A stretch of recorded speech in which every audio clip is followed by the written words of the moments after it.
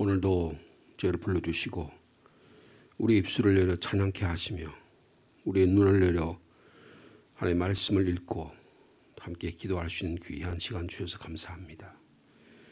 이 시간이 가장 귀한 시간 되게 하시고 말씀과 기도로 찬양으로 시작하는 시간, 오늘 하루 종일 주님과 동행하는 복된 시간이 되게 인도하여 주옵소서. 세상은 주님을 멀리하고 우상숭배로 자기 자신이 우상숭배자가 되어 자기 멋대로 살아가는 세상이지만 우리는 하나님의 나라를 만들기 위해서 부름을 받았고 주님의 제자로 이렇게 살아갈 수 있도록 말씀을 주시니 감사합니다. 오늘 저에게 귀한 뜻, 이스라엘 백성이 40년 광야 생활을 하다가 가나안 땅에 들어가서 땅을 차지하고 땅을 나누면서 어떻게 살아야 할지 하나님의 질서를 배우는 그 삶의 원리들을 깨닫게 도와주시고 저희들도 우리의 가나안 땅에서의 삶처럼 우리의 삶도 주님이 원하신 삶이 무엇인지를 분명히 깨닫는 귀한 오늘 하루의 삶, 이 시간이 되도록 주께서 축복하여 주시옵소서. 어렵고 힘든 하루의 삶이지만 주님이 주신 말씀을 가지고 우리의 삶을 개척해 나가기를 원합니다. 주여 저에게 오늘도 말씀하여 주옵소서. 귀한 분들 한 분 한 분들이 기도의 짐을 가지고 주님께 엎드려 간구할 때에 주님이 들으시고 이루어 주옵소서. 예수님의 이름으로 기도하옵나이다. 아멘. 오늘은 여호수아 16장의 말씀입니다. 여호수아 16장 1절에서 마지막 10절까지 말씀 우리 한 절씩 교독하시겠습니다.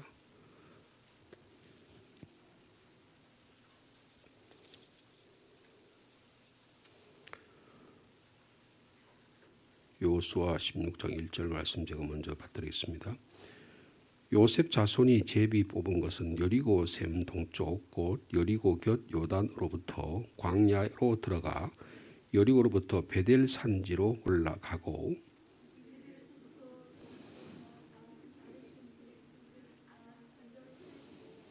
서쪽으로 내려가서 야블렛 족속의 경계와 아래 벳호론과 게셀에까지 이르고 그 끝은 바다라.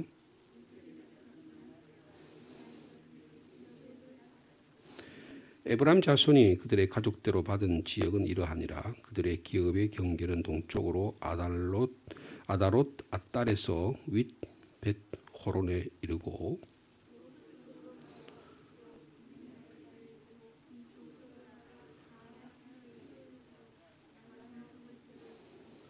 야노에서부터 아다롯과 나라로 내려가 여리고를 만나서 요단으로 나아가고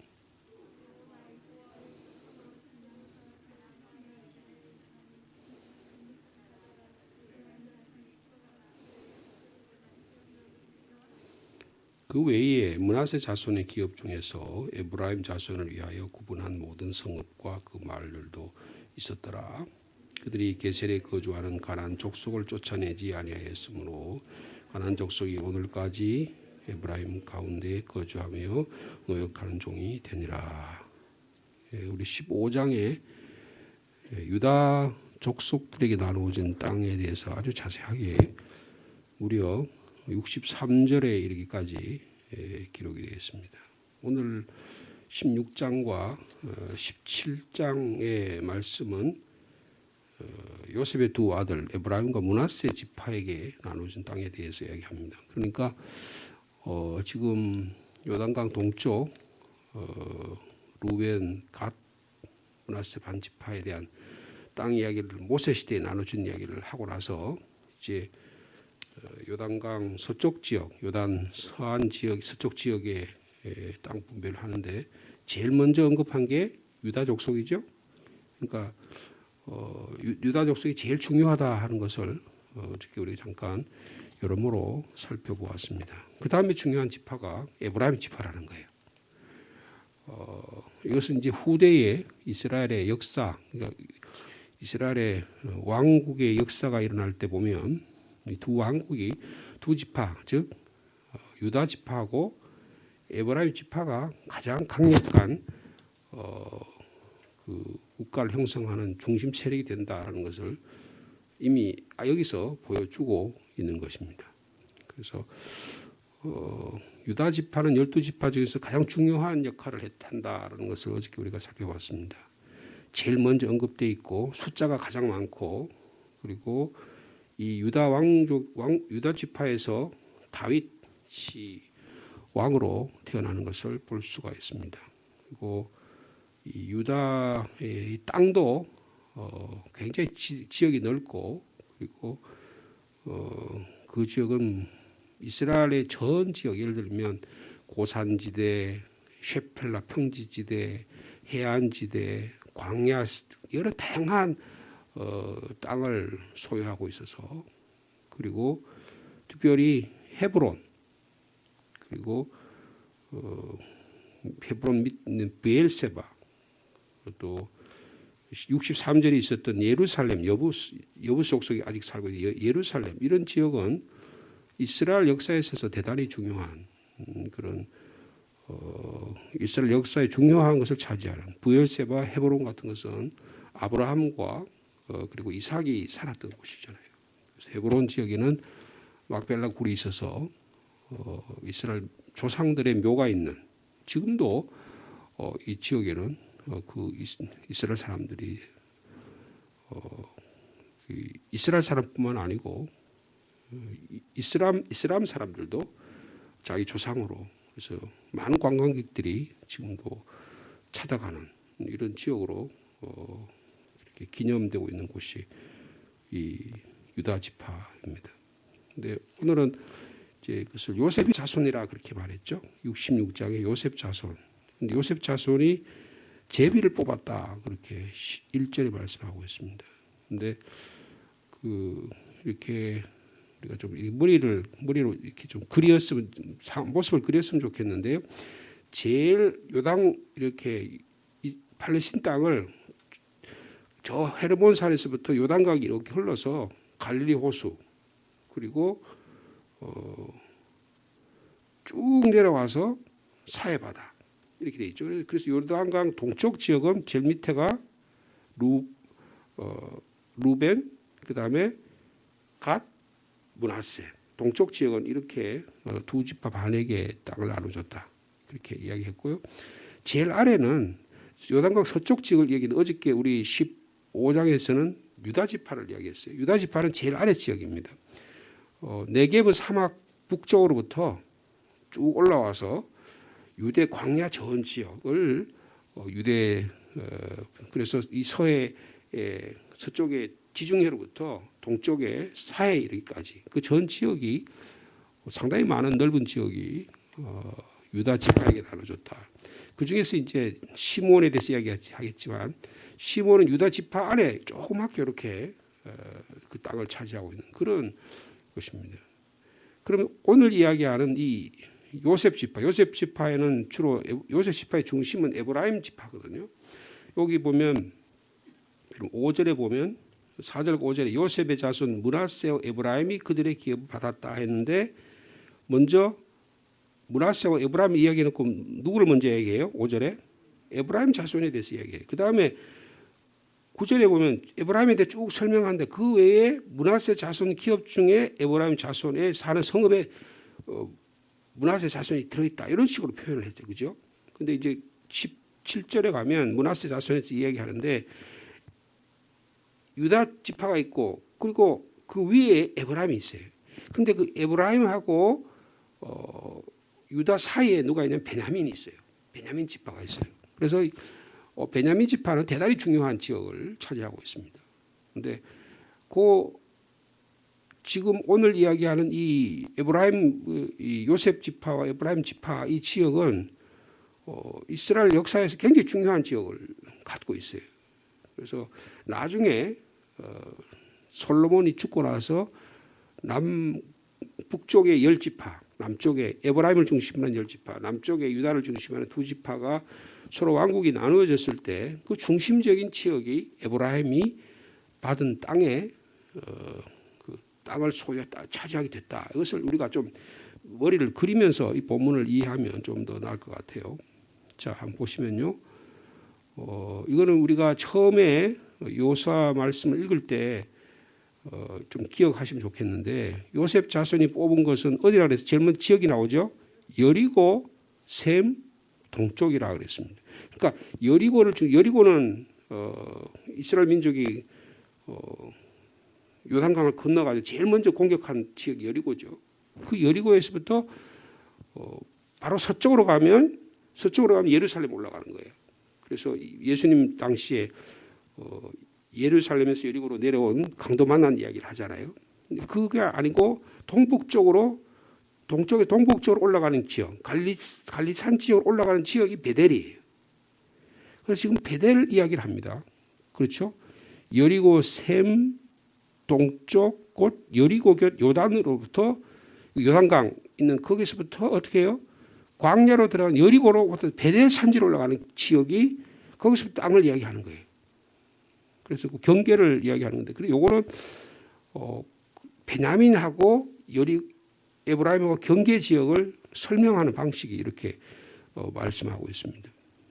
그리고 여리고로부터 베델 산지로 올라가서 그다음에 어디예요? 베델에서부터 루스라고 하는 곳은 베델입니다. 루스 옛날에 창세기 시대는 이게 루스가 베델이에요. 근데 아마 베델 중에서 루스라고 하는 지역이 있었던 것 같아요. 그럼 뭐 예를 들면 상주하면 상주 관내에 예를 들면 뭐 함창도 있을 수 있고 상주 시내도 있을 수 있잖아요, 그죠? 그런 아마 지형적인 특성이었던 것 같아요. 그래서 베델에서부터 루스로 나아가 그 다음에 아렉 족속의 경계를 이 아렉 족속은요 성경에 보면 다윗 시대에 다윗의 굉장히 중요한 그 다윗이 왕권을 이룬 데 중요한 후세라고 하는 사람이 나옵니다. 이 후세의 고향이에요. 그러니까 그쪽 출신이라는 거예요. 그래서 이 후세의 그 고향이 되는 그 아렉 족속의 경계를 지나서 아다롯으로 간다. 이 아다롯은요 정확하게 말하면 아달이라는 곳인데 이것은 베델 근처입니다. 그러니까 베델이 성서적으로 대단히 중요하잖아요. 그죠? 북이스라엘에서 베델이 굉장히 중요합니다. 이스라엘 백성이 여로보암이 왕국을 나눈 다음에 예루살렘이 자꾸 이스라엘 북쪽에 있는 이스라엘 자기의 왕권을 세워나는데 이스라엘 백성들이 자꾸 6월절만 되면 어디로 와요? 예루살렘에 예배 드리러 오는 거예요. 그러니까 어떻게 해요? 베델에다가 성지를 세워요. 그래가지고 여기 하나님이 계신다 이렇게 장소를 옮겼던 지역이 바로 베델입니다. 베델은 또 누구와 중요한 연관이 있죠? 야곱과 중요한 연관이 있습니다. 그래서 이 지역을 땅을 분배받았다라는 것을 이렇게 설명함으로써 우리가 이 역사적인 창세기로부터 쭉 이스라엘의 역사적인 내용들을 좀 이렇게 엮어서 생각해 보면 지형 하나하나를 떠올리기가 쉽다 그런 것입니다. 요사야는요, 그 예루살렘 성지 순례 이제 지금은 이 코로나19나 여러 상황적인 제약 때문에 하지 못하지만 요사야는 성지 순례를 하면 뭐 우리 그냥 통상적으로 예루살렘 가고 예수님이 고난받았던 가고 그렇게 별로 안 합니다. 안 하고 좀 특화시켜 가지고 지금 아랍 사람들이 살고 있는 지역, 뭐 여리고 지역이라든지 아니면 여러 그런 지역으로 사람들 많이 여행할 수 있도록 그렇게 또 우리 교단의 성지 연구원이라는 게 예루살렘에 있습니다.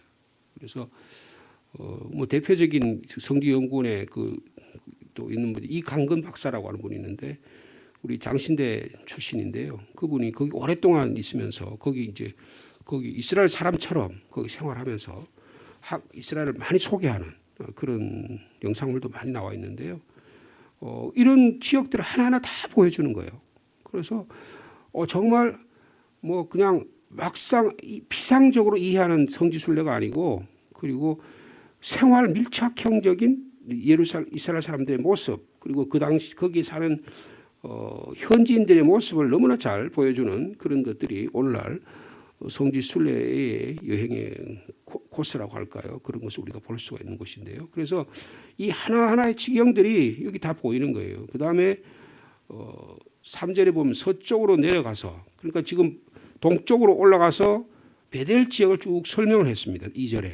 그 다음에 서쪽으로 내려가서 벳호론, 게셀이라는 소개. 여러분 게셀이라고 하는 소개하는데 이 게셀이 10절에 나오죠. 10절에 베셀에 누가 거기 살고 있었다고 그랬어요? 가나안 족속이 살고 있었는데 그 가나안 족속을 제대로 쫓아내지 않았습니다. 이게 문제가 되는 거예요. 그래서 지금 다시 3절에 보시면 서쪽으로 이렇게 내려와서 야블레 족속 경계, 그 다음에 아래로 벳호론, 게세레까지 이르러서 쭉 서쪽으로 내려오니까 어디가 됩니까? 대해, 즉 바다 지중해까지가 그 지역이 전부 다 에브라임 지파의 땅이다. 이제 그렇게 설명을 하고 있습니다. 그리고 5절과 6절과 7절에 보면 8절까지 보면 이제 에브라임 자손이 주신 약속받은 땅을 가족대로 받은 지역이 이러이러하다. 그렇게 설명을 하고 있습니다.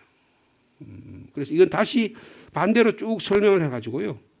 반대로 쭉 설명해서 7절에 보면 서쪽으로 쭉 설명해서 여리고를 만나 요단으로 나갔다. 그렇게 설명하죠. 아까는 여리고로부터 설명해서 지중해 쪽으로 설명을 동쪽에 서쪽으로 설명한 걸 이제 다시 서쪽에서 동쪽으로 나간 설명들을 이야기하고 있습니다. 우리가 뭐 지금 지질학 시간이 아니고 하기 때문에 지도 갖다놓고 할 건 아니지만 그러나 우리가 앞으로 이 이스라엘의 역사가 일어나는 그리고 다윗 왕 시대 그리고 온갖 다윗 이후에 왕조의 시대에 나타난 모든 이 지형들이 그들의 삶을 결정하는 그들의 생애를 결정하는 그들의 관계와 갈등들을 결정하는 중요한 요인이 된다는 것을 지금 세팅을 하는 거예요. 배경을 좀 설명하고 있다. 그렇게 이해하시면 좋겠습니다.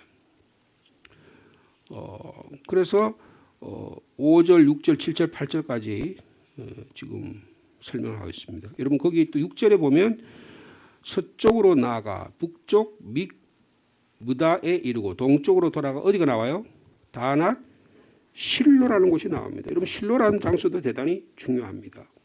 성서적으로 실로도 하나님의 이 거하시는 그런 중요한 장소로 실로가 등장하는 것이죠. 그래서 북쪽 이스라엘의 에브라임 지역이 차지하고 있는 성서적인 중요한 요소. 남쪽에 지금 브엘세바, 헤브론 그리고 예루살렘 같이 중요한 지역이 있었던 것처럼 유다 지파에 이 에브라임 지역에도 지금 중요한 지역 베델, 그다음에 루스, 그다음에 벳호론 그리고 게셀 지역까지 설명을 합니다. 자, 그러면 10절 말씀을 보겠습니다. 그들이 같이 읽을까요? 게셀에 거주하는 가나안 족속을 쫓아내지 아니하였으므로 가나안 족속이 오늘까지 에브라임 가운데 거주하며 노역하는 종이 되었다. 사사기 1장 29절 말씀에 보면 사사 시대까지 그 게셀 지역에 가나안 족속이 있어서 굉장히 골머리를 앓아요. 이게 왜 그러냐면 에브라임 지파 때 에브라임에게 땅을 나눠줬을 때 에브라임 족속이 이 땅에서 가나안 족속을 쫓아내야 되는데 완전히 진멸해야 되는데 진멸하지 않았기 때문이라는 거예요. 그래서 이게 엄청난 어려움을 갖게 됩니다. 그래서 사사시대에도 이것 때문에 갈등이 일어나고 어려움을 생겨요. 이게 솔로몬 시대에 와서 열왕기상 9장 16장 10절 17절에 보면 이제 와서 비로소 가나안 족속을 물리치는 상당히 오랜 기간에 그 역사가 통합하는 과정에 어려움이 있다는 것을 볼 수가 있는 것입니다. 그래서 지금 요셉 자손, 에브라임 자손과 그리고 므낫세 자손이 설명하는데 우리가 창세기 48장에 보면 야곱이 눈이 어두워서 요셉이 찾아왔을 때 자기 큰아들 루벤이 자기 아버지의 침상을 더럽히고 가정에 어떤 분란을 가져오고 그래서 루벤에게 축복하지 않잖아요. 그리고 그 축복권을 맏아들이 요셉에게 맏아들에게 축복권을 줍니다. 그래서 그 중에서 이렇게 손을 어긋나게 해서 아버지 므낫세 얘가 맏아들인데 왜 얘한테 축복을 합니까? 그러니까 나도 안다. 내가 에브라임을 통해서 하는 일들을 감당한다. 이게 지금 벌써 창세기 시대의 선을 통해서 에브라임 족속이 강대해지는 것을 설명하는. 그래서 여기도 지금 그 전통이 그대로 여기 살아있는 것을 볼 수가 있는 것입니다. 에브라임을 므낫세보다 앞세워서 축복하는 그런 모습을 여기서 볼 수가 있는 것입니다. 자, 그런데 신명기 7장 한번 보시면 우리 한번 찾아볼까요? 신명기 요소 앞이 신명기죠. 신명기 7장의 말씀을 보면 하나님께서 이런 말씀을 하세요. 한번 살펴볼까요? 여호수아 시대 그 유대 땅에도 여부수 족속을 쫓아내지 못했다는, 여기도 지금 에브라임 지역에도 쫓아내지 못한 지역이 있는 거예요. 자, 7장 1절 말씀 한번 보시면, 거룩한 백성으로 살아야 될 이스라엘이 땅에 들어가 살아야 될 때 지켜야 될 규칙이 있어요. 하나님 명령하신 명령이 있어요. 그걸 설명하는 건데요. 이게 이스라엘 민족이 잘 지키지 않는 거예요. 우리 신앙적인 삶에도 적용될 수 있는 말씀이 되겠습니다. 7장 1절부터 읽겠습니다. 내 하나님 여호와께서 너를 인도하사 내가 가서 차지할 땅으로 들이시고 내 앞에서 여러 민족, 헷 족속, 기르가스 족속, 아모리 족속, 가나안 족속, 브리스 족속, 히위 족속과 여부스 족속, 곧 너보다 많고 힘이 센 7 족속을 쫓아내실 때에, 쫓아내라는 거죠. 쫓아내실 때에 2절입니다. 내 하나님 여호와께서 그들을 내게 넘겨 내게 치게 하시리니 그때 너는 그들을 어떻게 해요? 진멸하라 그랬어요. 완전히 제거하라는 것입니다. 집에 내 몸 안에 박테리아를 위 안에 갖고 있으면 나중에 그게 위궤양이 되잖아요. 그렇죠? 집 안에 예전에 뭡니까 막 우리 몸을 하고 막 집에 이렇게 사이에 와서 우리 뭐 일하든지 아니면 막 뭐예요? 예? 벼룩. 그다음 또 뭐예요? 빈대. 특히 빈대 말이에요. 어릴 때 제가 서울 올라와서 엄청 고생했던 기억이 나요. 저희 집이 서울의 유화대학교 앞에 염리동이라는 곳에 처음에 이사를 했다가 그래 좀 집이 형편이 좋아져서 한옥이 있는 아현동으로 이사를 했어요. 근데 이사를 할 때 그때 막 비가 많이 와가지고 그 빈대가 있는 걸 모르고 그 가구를, 제가 있는 책상의 가구를 아현동으로 옮겼는데 이는 빈대놈도 같이 따라온 거예요. 그래가지고 밤만 되면 제가 잠을 잘 수가 없을 정도로 그렇게 고생했던 게 있어서 그냥 빈대 약을 쳐가지고 며칠 동안 머리가 아파가지고 완전히 제거를 해야 되는데요. 그 사이사이 있던 거를 제대로 제거하지 못하니까 그 빈대놈이 따라와가지고 엄청 고생했던 기억을 지금 생각이 납니다. 예. 여러분 지금 완전히 진멸해야 되는 거예요. 진멸해. 그리고 진멸하는데 어떻게 해야 되냐. 여러분 거기에 중요한 하나님이 주신 약속이 있어요. 그들과 어떤 언약도 하지 말아라. 계약도 하지 말아라. 그래요. 여호수아가 실패했죠. 그죠?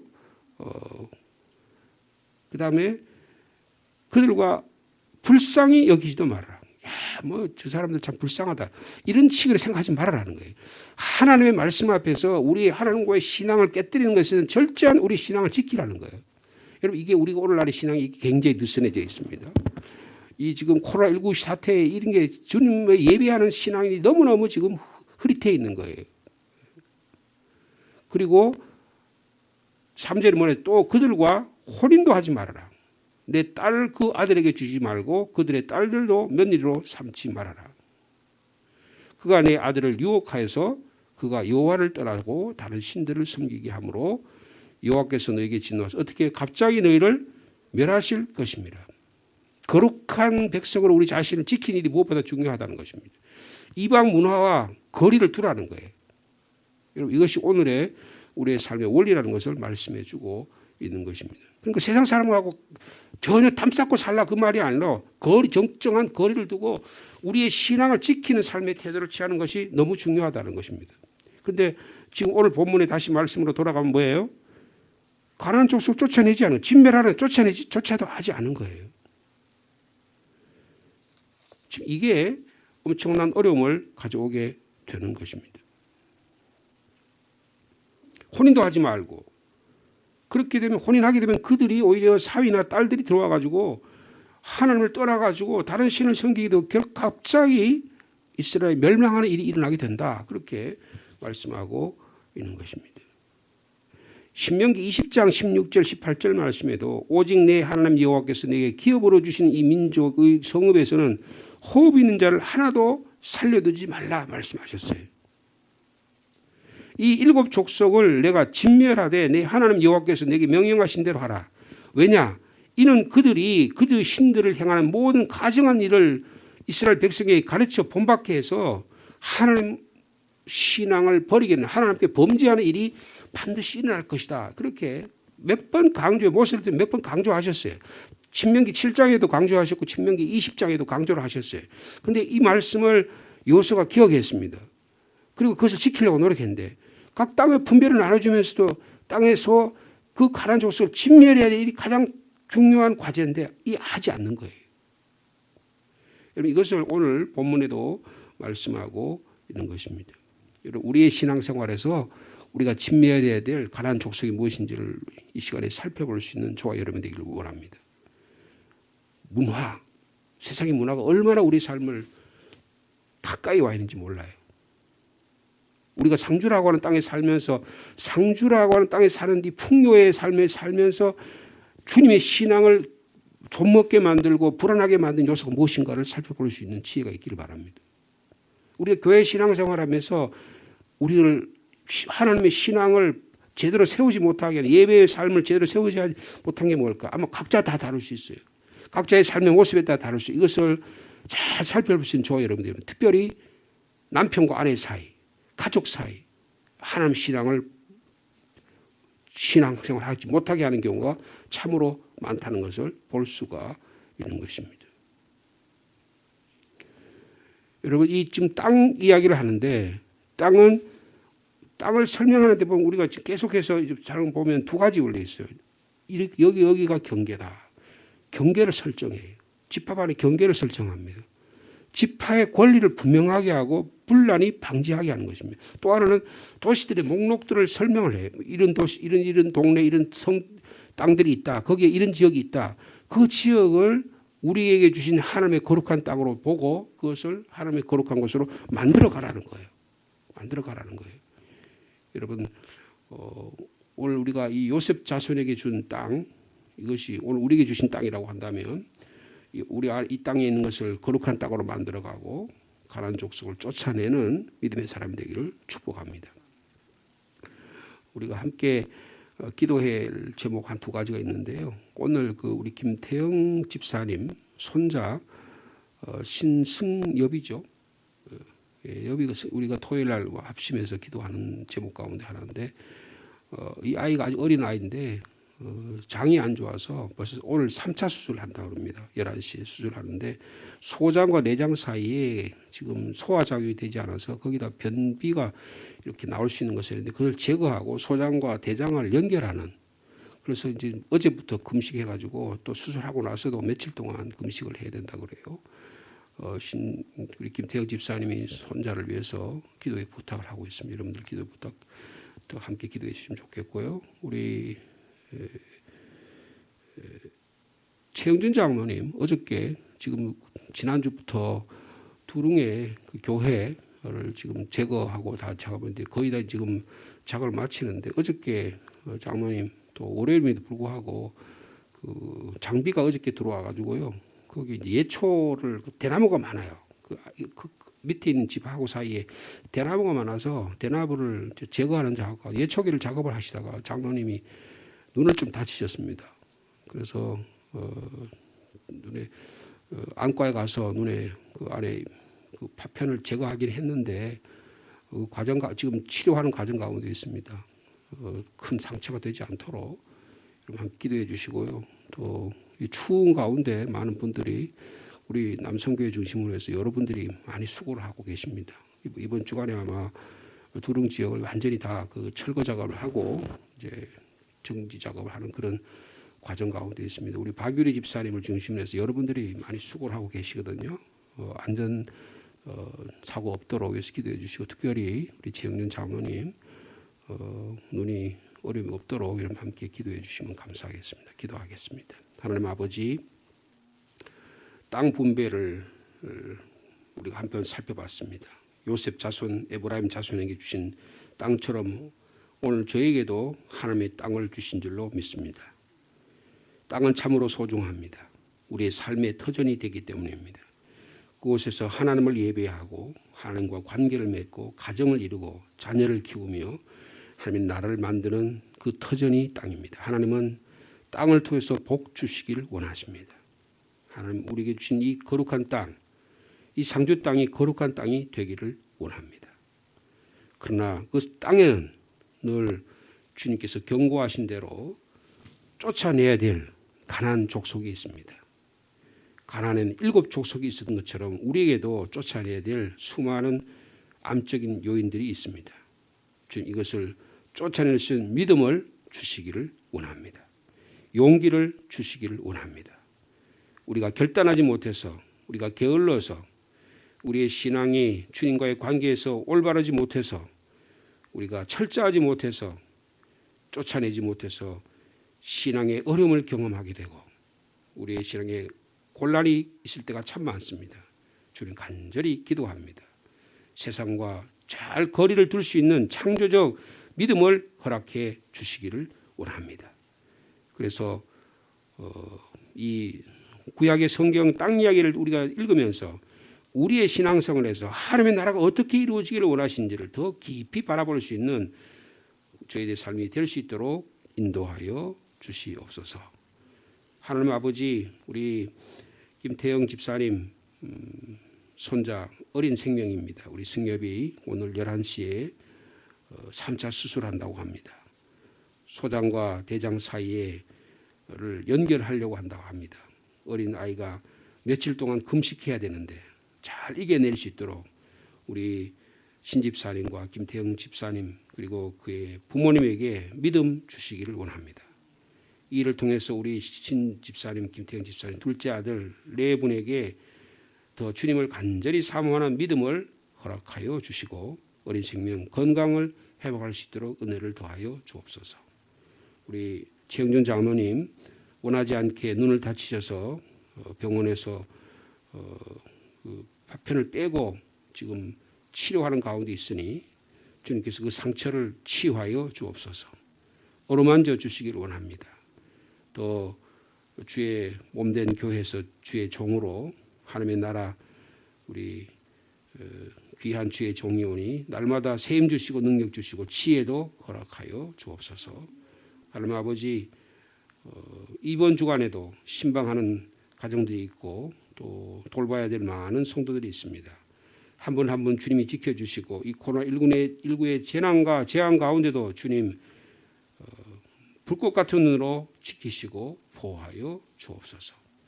신앙을 주님과의 하나님의 신앙을 제대로 세우지 못하게 하는 여러 요인들이 많은데 하나님 말씀을 통해서 세임 주시고 능력 허락하여 주옵소서. 악한 원수 마귀 사탄은 물러갈지어다. 예수 그리스도 이름으로 명하노니 물러갈지어다. 우리의 믿음이 마음이 약하고 우리의 나쁜 습관 때문에 하나님을 섬기는 일이 부족하다면 주님 우리에게 더욱 새 힘 주시기를 원합니다. 하나님 예수 그리스도 안에 나타난 하나님의 사랑이 차고 넘치게 하시고 예수 그리스도의 생명의 피가 우리를 새롭게 하는 날마다 새로워지는 은혜 역사가 있도록 주께서 축복하여 주옵소서. 담임 목사인 저로부터 모두 어린 생명의 일까지 예수 그리스도의 십자가 신앙으로 저희를 새롭게 날마다 세워주시고 이 땅을 오직 믿음으로 하나님의 은혜로 살아갈 수 있도록 주께서 역사하여 주시옵소서. 각각의 기도의 제목을 갖고 이 아침에도 왔습니다. 한 분 한 분의 기도의 제목을 주님이 들으시고 응답해 주실 줄로 믿습니다. 예수님의 이름으로 기도하옵나이다. 아멘.